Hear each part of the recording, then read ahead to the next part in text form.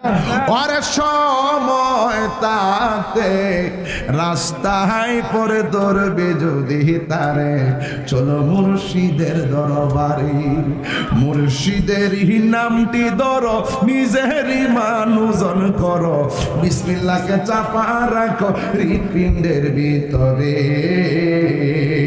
দুই চোখের পানি দিয়া যাই কি বাবা তাহারে, দয়ালের দুই চোখের পানি দিয়া যাই কি বাবা তাহারে। ওরে সাথে সাথে মন মহাজন, সাথে সাথে মন মহাজন, কি না হইতে পারে চলো মুর্শিদের দরবারে। মুর্শিদ নামটি পরম ধন, করো তুমি তার সাধন। তিন পুরা তোর দন, তিন পুরা তো বুঝতুই না, মনে করবো কাঠের পুরা আর হইলো লাকড়ির পুরা। আর আমি কইছি তিন পুরা তোর ধন্য হবে এক কোলে সে কোলে। তিন পুরা মানি হলো মায়ের পেটে থাকা অবস্থায় এক পুরা, আর দুনিয়াতে আইসা হইলাম আরেক পুরা, দুনিয়া থেকে যাওয়ার পরে হোম আরেক পুরা। এই তিন পুরোই ধন্য হইয়া সোনালী যুগের পুরা হয়ে যাবে, নূরে মুনাওয়ার হয়ে যাবে। কথা বলেন ঠিক না ঠিক? এই জন্য বন্ধুরি ওই আল্লাহ রাব্বুল আলামিন জান্নাতের ভিতরে দিলেন, কিন্তু শয়তান যায় বলে হাওয়ারে এই সব খাইতে বলছে কি? ওই আল্লাহ বলছে কি, ও ইয়া আদম উসকুন আনতা ওয়া যাওজুকাল জান্নাতা, হে আদম তুমি এবং তোমার স্ত্রী জান্নাতের মধ্যে বসবাস করো। ওয়া কুলা মিনহা রাগাদান হাইসু শিইতুমা, তোমরা দুইজন মিলে যা মন চায় তা খাও। ওয়ালা তাকরাবা হাযিহি শাজারা, তবে তোমরা দুইটা গাছ, এই গাছটার কাছে যাইও না। এখন গন্ধম ফলটা কি গাছ, গন্ধম ফলটা কি অনেকে কয় না, আসলে গন্ধম জিনিসটা কি এটাই তো ব্যাখ্যা করে না, খালি কয় গন্ধম ফুল, গন্ধম গাছ, গন্ধম ফল। এই গন্ধম ফলটা দুনিয়ার মধ্যে আসেনি রে বাবা, থাকলে কোন দেশে আছে, রংটা কেমন এটা ওদি কয় না। তবে দেখি কি করা যায়। এবার বলতেছেন তোমরা যদি ওই গাছের কাছে যাইবা, ওয়া ফাতাকুনা মিনাজ জালিমিন, তোমরা জালেমদের অন্তর্ভুক্ত হয়ে যাবে। হ্যাঁ, আল্লাহ যখন বলছে যাইও না, এবার ইবলিস চাক যায় কয় হাওয়া এই গাছের ফল খাইলে আজীবন তোমরা জান্নাতি হইয়া যাইবা। এর লাগি আমার আল্লাহ হইল তোমাদেরকে জান্নাত থেকে বাইর করব। উল্টা একটা বুলেটিং মেরা দিয়েছে।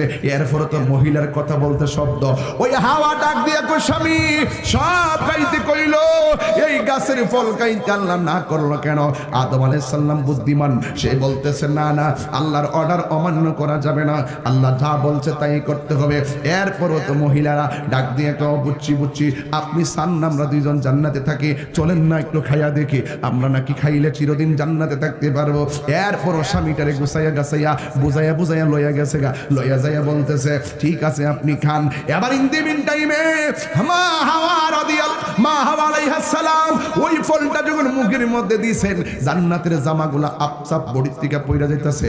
এরপরে আদম আলাইহিস সালাম যখন দেখতেছে হাওয়া আলাইহিস সালামও খাইলো, খাওয়ার পরে পড়ে গেছে, আদম নবীও মুখে দিছে, কিন্তু গলা পর্যন্ত যাওয়ার পরে হাওয়ার এই অবস্থা দেখা এইভাবে গলার প্রতি চিপা দিয়া ধরছে, এইভাবে চিপা দিয়া ধরার পরে এবার হাওয়া আলাইহিস সালাম তো জান্নাতের এই জামাগুলা খুইলা পইরা গেছে গা, জান্নাতের লতা পাতা দিয়া লজ্জাস্থান ডাকছে, ডাকার পরে এরপর আর সামনে যাইতাম না, এই ফুলাফানার দিকে গেলাম না, কি লেগে মহিলারা মাসে মাসে এটা যাওয়ার দরকার নাই। যুবক রে এত গভীরে ঢুকতাম না, ছোট্ট ছোট্ট ফুলামন আছে ইতিহাসের মতন শিক্ষকরা বুঝাইব, কিন্তু ওয়াজ মাহফিলে কইলাম না। আদম আলাইহিস সালাম দেখলেন হাওয়া যখন পইরা যেতেছে সব, ইন দি মিন টাইমে কলার মধ্যে যাওয়ার পরে দেখেন মহিলা কিন্তু ঠাস করে গিল্লা ফলাইছে, এই জন্য ড্রেস পরে যেতেছে, মহিলা ঠাস করে গিল্লা লাইছে আমার আম্মা, এই জন্য মার কন্ট্রোলালি নাই। আর আদম আলাইহিস সালাম গলার যাওয়ার পরে গলার মধ্যে সিপ দিয়া ধরছে, ধরার পরে ইন দি মিন টাইমে এই গলার জায়গাতে ফুল লাগেছে না, এই যে কন্ট্রোলা আসেনি আসেনি আসেনি আসে আপনার রাসিনিও আজকে যায় বোর গলার মধ্যে হাত দিয়ে দিকে আসেনি হেরান নাই। এই জন্য মহিলার কাছে গোপন কথা কন জানা কন্ট্রোলালি নাই। হেরার আপনি রাত্রি কইবেন সকালবেলা আরেক বিটির কাছে কইয়া দিব, এই জন্য হেরার কাছে সব কথা কই না, কইলে মুসিবত আছে। কথা কন ঠিক না বেটে? কিন্তু আগুন লাগেছে কলবের ভিতরে, আগুন লাগেছে ভিতরে, উপরে জলটা দিলে হইব কি জানলাম নিশিরাইতে কারবাসি বাজে আগুন। আরে কলবে মিল না হইলে কলবে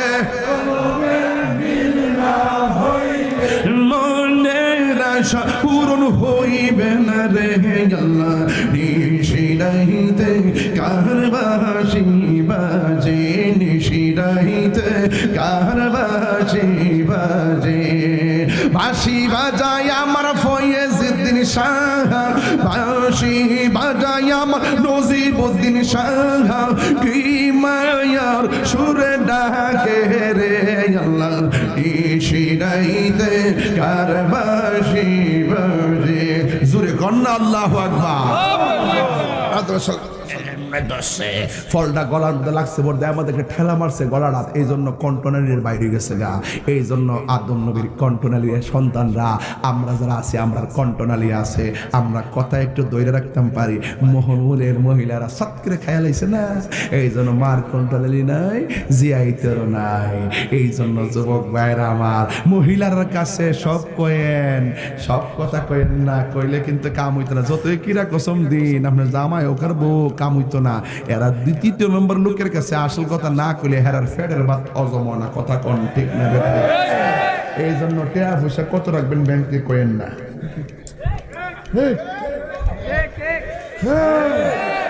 কথা কোন ঠিক না বেঠি? এটা কিন্তু একদম দলিলের কথা বলতেছি। ফা উড়াই দেন না, উড়াই দেন না, এটা গোড়ার থেকে ফাই এসে কথা কোন ঠিক না বেঠে? আরে গোড়ার থেকে ফাই এসে আসল কথা কয়েন না, আসল কথা কয়েন না। এরা কিন্তু উল্টা বুঝে, বাউডা জীবনও বাউডা জীবনও বুঝে না। হঠাৎ করে কইতেছে জামাই বেতন পাইবো 5 তারিখে, বউ আমি 2 তারিখে বাইর যাবো। জামাই কইছে কি করবা, 2 তারিখ না 7 তারিখ যাও, 5 তারিখ বেতনটা পাইলো। হুট করে বউ যা যাইতামই না। জামাই কইলে কিতা, তুই কইলে কিতা? জামাই হইলে বউ আমি যাবো হোর 5 তারিখ বেতনটা পাই 7 তারিখে যাই। বউ উঠতে আমি যাইতামই না, 2 তারিখ না হইলে আমি 3 তারিখ 5 তারিখ যাইতামই না, 7 তারিখ যাইতাম না। এই হেরা ঠাস করে যে লইরাছে কেনা, এটা কিন্তু হিয়ান থেকে পাইছে। কথা কোন ঠিক না বেঠে?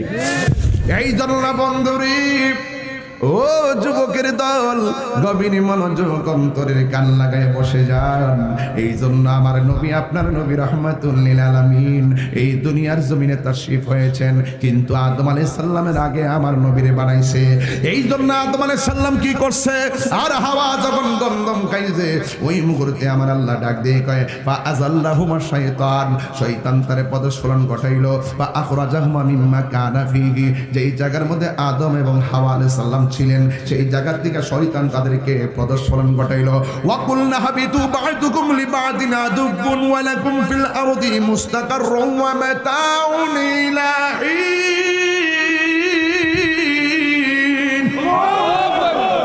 এই দুনিয়ার জমিনে আদমের নামাই দিছে, আদম আলাইহিস সালামের নামাইছে শ্রীলঙ্কা, আর হাওয়া আলাইহিস সালামের নামাইছে জেদ্দা। এই দুই জায়গার মধ্যে নামাইছে। আদম হইল পৃথিবীর এক জায়গায়, আর হাওয়া হইল আরেক জায়গায়। এই পৃথিবীর মধ্যে প্রথম মানুষ আদম নবী, প্রথম মহিলা মা হাওয়া, দুইজন দুই জায়গার ভিতরে। আর তাদের দুইজনের মাঝখানে শয়তান লাগাই দিছে। শয়তান চ্যালেঞ্জ করছে, আল্লাহ তুমি আমার অভিশপ্ত বানাইছো, তোমার কাছে দুইটা দাবি আছে। 1 নম্বর, আমাকে কিয়ামত পর্যন্ত হায়াত দিতে হবে। কথা বলেন না ঠিক কিনা? আমি কিয়ামত পর্যন্ত তোমার বান্দাগুলোর আমি পদস্খলন ঘটাইবার জন্য চেষ্টা করব। এবার আল্লাহ বলছে যা যা করে দিলাম সুযোগ, কিন্তু আমার প্রেমিক যারা, এই প্রেমিককে তুই কোনোদিন বিভ্রান্ত করতে পারবি না। এই জন্য যুবক ভাইয়েরা আমার, আদম আলাইহিস সালাম নামছে শ্রীলঙ্কা, আর হাওয়া আলাইহিস সালাম রে হলো জেদ্দা। দুইজনে অনেক বছর পর্যন্ত কেঁদেছে। ওই আরাফার ময়দানে দুইজনের দেখা হয়েছে, আল্লাহর কাছে দোয়া করেছে, কিন্তু আল্লাহ রাব্বুল আলামিনের কাছে এত শত বছর পর্যন্ত কাঁদলো, কিন্তু আদম নবী ক্ষমা পায় নাই। ইন দি মিন টাইমে মা হাওয়াও ক্ষমা পায় নাই। ইন দি মিন টাইমে আদম আলাইহিস সালাম বলছে রব্বানা যালামনা আনফুসানা ওয়া ইন লাম তাগফির লানা ওয়া তারহামনা লানাকুনান্না মিনাল খাসিরিন। ও আল্লাহ, তুমি যদি আমারে ক্ষমা না করো, আমি ক্ষতিগ্রস্তদের অন্তর্ভুক্ত হয়ে যাব। আল্লাহ তুমি আমারে ক্ষমা করো, কিন্তু আল্লাহ ক্ষমা করে নাই। কিন্তু একবার ডাক দিয়ে কি, আল্লাহ তুমি আমারে যদি ক্ষমা না করো, তোমার কোনো নাম বাদ নাই যেই নামের দোহাই দেয়া তোমার ডাক দেই নাই। ও আল্লাহ, তোমার কাছে একটা কথা বলি, তুমি আমাকে মুহাম্মদ সাল্লাল্লাহু আলাইহি সাল্লামের উসিলাই তুমি আমারে ক্ষমা করে দাও। আল্লাহ ডাক দিয়ে কি, আদম কাইফা আরাফতা আলী মুহাম্মদ, হে আদম তুমি আমার নবী মুহাম্মদকে কিভাবে চিনলে? আদম আলাইহিস সালাম বলি, ইয়া রব খলাকতানি, তুমি যখন আমাকে সৃষ্টি করেছো, ফারাইতু আলা সাকিল আরশ, আমি আরশের মধ্যে তাকাইছি, ফাফিহি মাকতুবান লা ইলাহা ইল্লাল্লাহ মুহাম্মাদুর রাসূলুল্লাহ, আমি দেখেছি আরশে আজিমের চৌকাঠের মধ্যে তোমার নামের পাশে তোমার বন্ধু নবীর নাম মুবারক লেখা।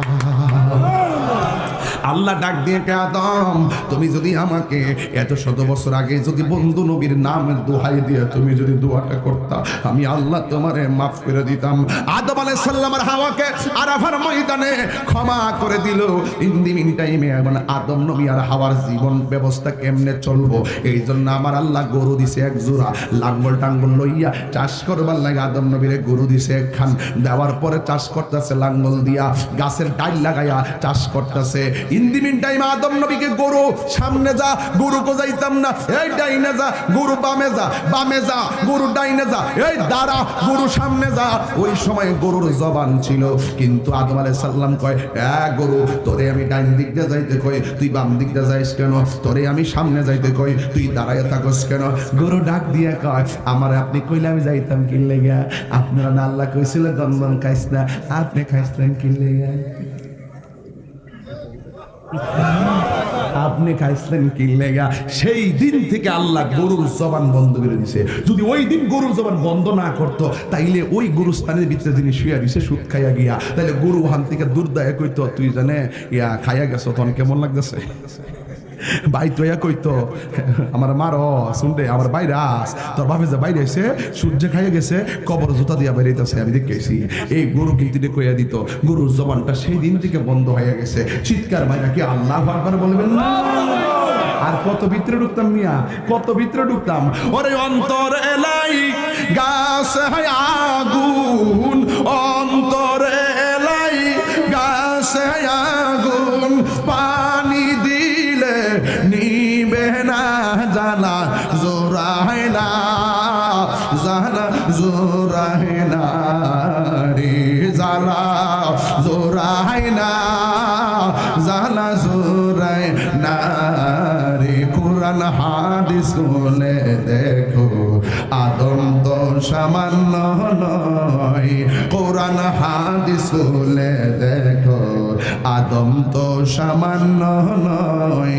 যাইয়া দেখো পাক কোরআনে সূরাত আল বাকারাতে, যে আয়াতটা আমি পড়ছি আর কি, যাইয়া দেখো পাক কোরআনে সূরাত আল বাকারাতে বলিয়াছে পাক যাতে, বলিয়াছে পাক যাতে আদম হাওয়া হইতে জুদা নয়। কোরআন হাদিস খুলে দেখো, আদম তো সামান্য নয়। শুনেন শুনেন, যাইয়া দেখো পাক কোরআনে সূরাত আল মায়েদাতে বলিয়াছে পাক যাতে, বলিয়াছে পাক যাতে রাসূল খোদা হইতে জুদা নয়। খেলাটা কিন্তু নবীর নূর নিয়েই শুরু হইছে, কথা কন না ঠিক না বেঠে? আরে আমার পোলা পান্ডি কই, হাত তুলে বল, হাত তুলে বলো ঠিক কি না বলো?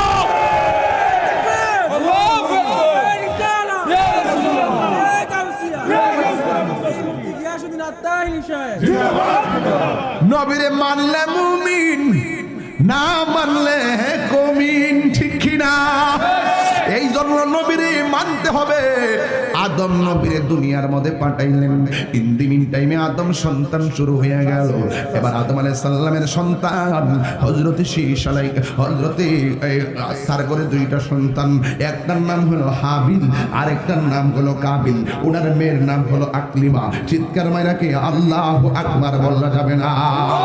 এই পৃথিবীর মধ্যে প্রথম সংঘাত শুরু হইছে আকলিমারে নিয়ে মারামারি। আকলিমারে কাবিলে কই আমি বিয়ে করবো, আর কাবিলে কই আমি বিয়ে করবো।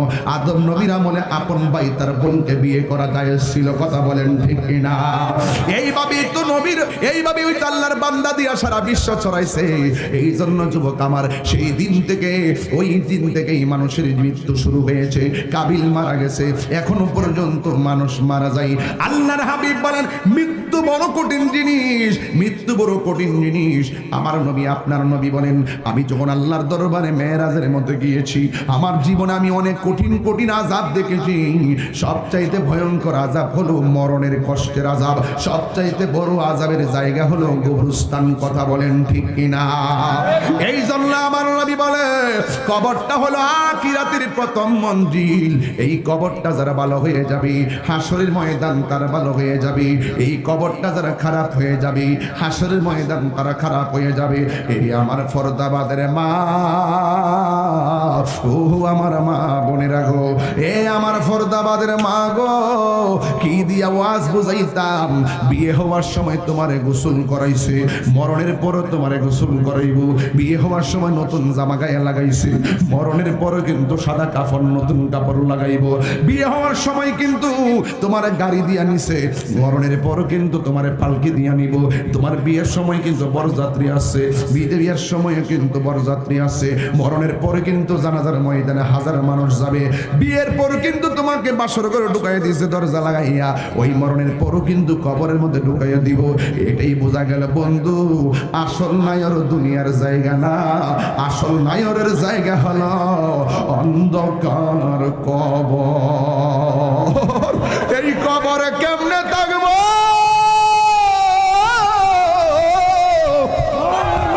আমার বাপটা 4 বছর ধরে কবরে পইড়া রইছে, খবর নেওয়ার কোনো সুযোগ নাই। আপনার দাদাটা কবরে পইড়া রইছে, বৃষ্টি উপর দিকে পড়তেছে, ছিদ্র দিয়া পানি ঢুকতেছে, ওই কবরের মধ্যে গলা পানি হয়ে গেছে, গলা পানি হয়ে গেছে, গলা পানি হয়ে গেছে। হাড্ডিগুলো কবরের বাস পচার আগে তোমার শরীর আমার শরীর পচা যাইব। আজকে যে দেখে আমার অনেক মায়া করে, হুজুর আপনার আমার ভাল লাগে, যে আমার দেখে আমার সঙ্গে এসে ছবি তুলতে আসে, এই যে একটা মায়ার বন্ধন বন্ধু রে। কিন্তু কবরে গেলে আমার বাসগুলা পচার আগে আমার শরীরটা পচা যাইব। ওই দিনে একটা কবর করলো, কবরটা করার পরে দেখলাম হাড্ডি পাওয়া গেছে, দেখলাম মাথার সারাটা পাওয়া গেছে, হাতের এই হাড্ডিটা পাওয়া গেছে, এইটা পাওয়া যায় নাই, পায়ের এই হাড্ডিটা পাওয়া গেছে, এইটা পাওয়া যায় নাই, ছাতনার মধ্যে এই জায়গাটা পাওয়া গেছে, এই জায়গাগুলো পাওয়া যায় নাই। মাটির সঙ্গে পিঁপড়া খাইতে খাইতে সে ফর্দাবাদ আসছে। আজকের ওয়াজের চিত্রটাই আমার কাছে ভিন্ন ভিন্ন লাগতেছে। এখন এই মানুষগুলা কেন বসে আছে বুঝছি। তোমার দাদা বুঝি কবরে একলা একটা শুয়ে রয়েছে, তোমার দাদি বুঝি কবরে একলা একটা শুয়ে রয়েছে, তোমার বাপটা বুঝি কবরে। এই গভীর রজনীতে আমরা লাইট লইয়াও গুরুস্থানে রাতের বেলা যাই না, ডরাই ডরাই। কেমনে আমার আপা বইলা রইল, কেমনে আমার দাদা বইরা রইল, কেমনে আমার বন্ধু বইরা রইল। আমি পয়রা থাকলে বুঝি মানুষ আমারে 5 দিন পরে ভুইলা যাইব।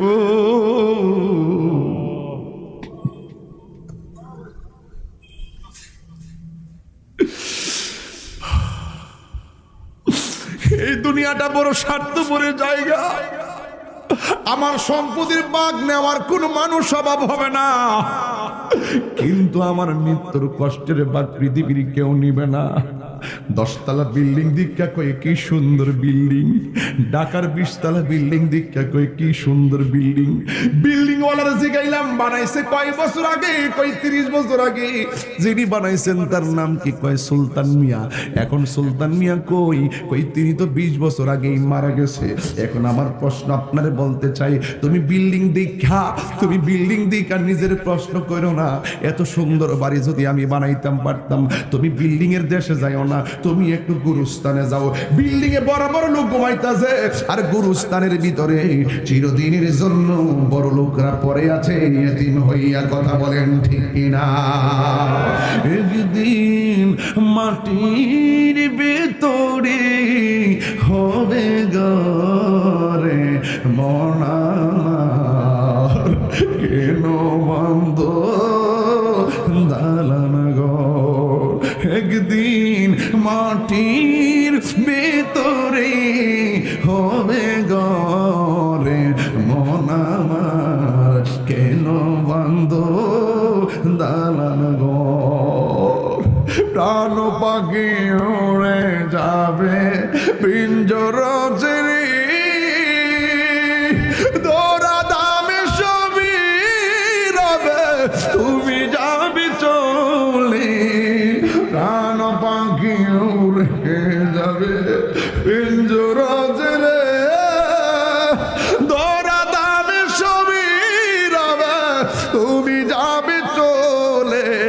বন্ধু বান্ধব যত, মাতা পিতা তারা শত, বন্ধু বান্ধব যত, মাতা পিতা তারা শত, হয়ে যাবে ছবি তোমার পরে মন আমার কেন বন্ধ দালান ঘর একদিন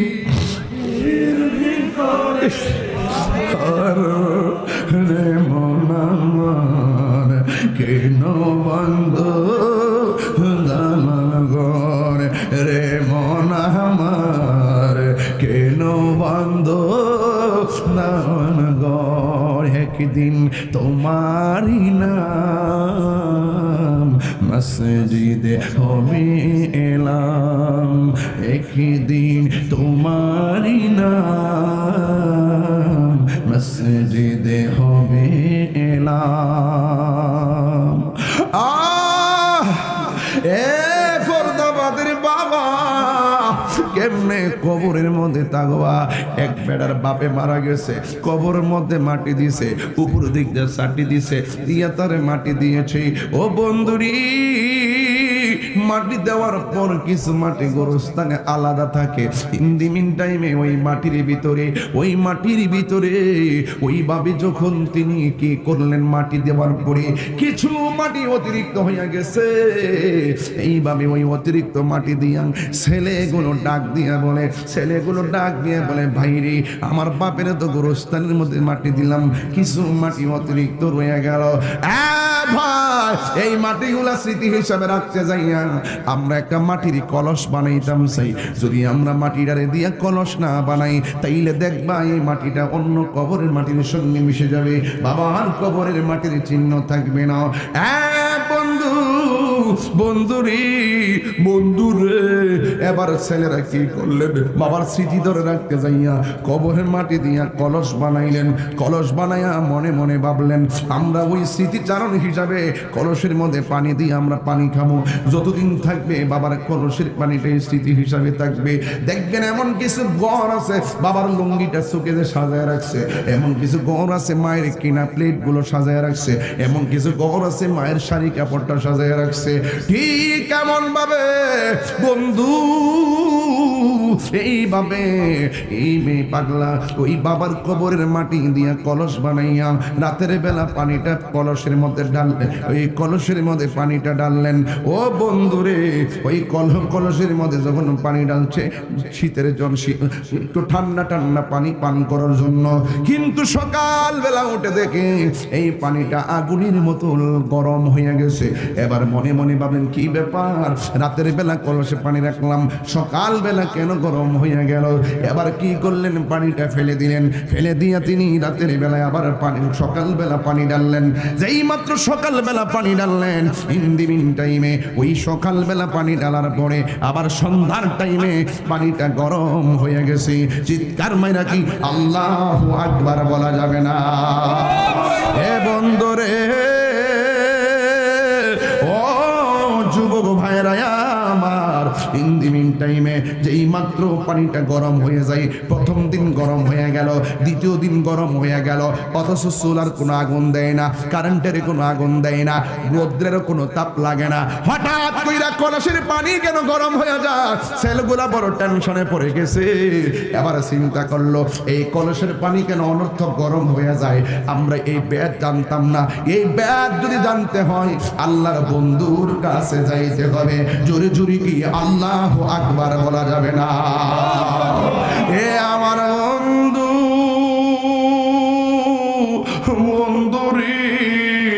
বন্ধুরে এবার আল্লাহর বন্ধুর কাছে যাইয়া ডাক দিয়ে কয় ও আল্লাহর বন্ধু আমার বাবা মারা গেছে আমার বাবার কবরের মাটি দিয়া স্মৃতি হিসাবে আমরা একটা কলস বানাইছি কিন্তু এই কলসের ভিতরে অভূতপূর্ব দুইটা সমস্যা দেখা দিয়েছে রাতের বেলা পানি রাখলে সকালে উঠে দেখি গরম হয়ে যায় দিনের বেলা পানি রাখলে সন্ধ্যায় দেখি গরম হয়ে যায় আল্লাহর বন্ধু কি জন্য গরম হয়ে যায় আল্লাহর বন্ধুরা জানার ক্ষমতা আছে না না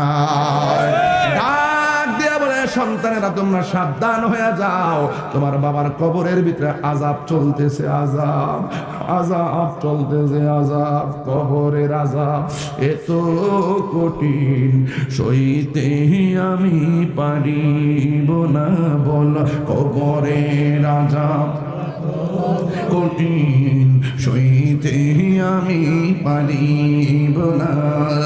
ও গো দয়াময় হে রহিম, ও গো দয়াময় হে রহিম, চাই যে তোমারি করুণা। মৃত্যুর যন্ত্রণা এত কঠিন সইতে আমি পারিব না। বল কবরে রাজা এত কঠিন সইতে আমি পারিব না। মসজিদের ওই পালকি খানায় মোস্তফা মিয়া, দৌলত মিয়া কই? এই মসজিদে পালকি আসেনি? কিসের পালকি? স্টিল। বাড়ি কি কম না বেশি? মসজিদের পালকি খানা আসবে সবার কাছে সবার জানা। মসজিদের পালকি খানা আসবে সবার কাছে সবার জানা। বড়ই পাতার গরম জলে, বড়ই পাতার গরম জলে শেষ গোসল দিবে সব জনা। গোসল শেষে সাদা কাফনে চির বিদায় দিবে সব জনা। বল গোসল শেষে সাদা কাফনে চির বিদায় দিবে সব জনা। আধার কবরে আলো জেলে সাপ বিচ্ছু সব দূরে ঠেলে। আধার কবরে আলো জেলে সাপ বিচ্ছু সব দূরে ঠেলে। বেহেশত হতে, আমি হাত তুললে আমিন পড়বেন, বেহেশত হতে আমার লাগি, বেহেশত হতে আমার লাগি করে দিও ফুলের বিছানা। মৃত্যুর যন্ত্রণা এত কঠিন সইতে আমি পারিব না। বল মৃত্যুর যন্ত্রণা এত কঠিন সইতে আমি পারিব না। ও গো দয়াময় হে রহিম, ও গো দয়াময় হে রহিম, চাই যে তোমারি করুণা। মৃত্যুর যন্ত্রণা এত কঠিন সইতে আমি পারিব না, সইতে আমি পারিব না। চিৎকার মানে কন্যা আল্লাহু আকবার, মায়ার সুরে কন্যা আল্লাহু আকবার। ও বন্ধুরি, এখন আপনাদের কাছে আমার প্রশ্ন, আমি যে এতক্ষণ কথা বললাম দলিলের বাইরে কি কোনো কথা বলেছি? আমি যে এতক্ষণ কথা বললাম হেদায়েত হওয়ার ছাড়া কি কথা বলেছি? সব কথাগুলো হেদায়েতমূলক ওয়াজ। এই কবরের কথা চিন্তা করলে, আমার নবী বলেন 20 বার মরণের কথা খেয়াল করলে, ওই দিন যদি লোকটা মারা যায় এই লোকটা জান্নাতি হইয়া যায়। এই জন্য আমার যুবক ভাইয়েরা, আমি প্রায় মাহফিলে গানটা কইয়া থাকি, আজকে কইতাম নির্বাজিন। ও তোর পিছে পিছে ঘুরছে সমন, পিছে পিছে ঘুরছে সমন, কোন দিন জানি তোর হবে সমন জারি। দেখ না মন ঝাঁক মারিয়ে দুনিয়াদারি, দেখ না মন ঝাঁক মারিয়ে দুনিয়াদারি। চিৎকার মেরে কি আল্লাহু আকবার বলা যাবে না? ভাই বন্ধু আর আপন জোহনা সঙ্গে তোমার কেউ যাবে না। ও তুমি আইসো একা যাইবা একা, আইসো একা সঙ্গে তোমার কেউ যাবে না। দেখ না মন ঝাঁক মারিয়ে দুনিয়াদারি, আগের মতো চোখে আমি দেখি নাতে মন চোখ জানি হইয়া গেছে কেমনের কেমন, কেউ বোঝে না চোখে আমার কি হয়েছে। আমি বলি আমার মরার চিঠি এসেছে, কথা গণ ঠিক কিনা? আর বউ বলেছে বায়ু চড়াই পাক ধরেছে চুলের ঘুরাই গো, কারণ বউ বোঝে না কোন কারণে চুল পেকেছে। আমি বলি আমার মরার চিঠি এসেছে, কথা বলেন বাবা ঠিক কিনা? ওই কবরে যাওয়ার আগে নামাজের দরকার আছে না নাই? ওই কবরে যাওয়ার আগে রোজার দরকার আছে না নাই? ওই কবরে যাওয়ার আগে জনম দুঃখিনী মায়ের খেদমতের দরকার আছে না নাই? এই জন্য লিকুল্লি শাইইন সিকালা ওয়া সিকালাতুল কুলুবি যিকরুল্লাহ। প্রত্যেকটা জিনিস পরিষ্কার করার একটা যন্ত্র আছে। কলবের ময়লা পরিষ্কার করার একমাত্র যন্ত্র হলো আমার আল্লাহ পাকের জিকির, কথা বলেন ঠিক কিনা?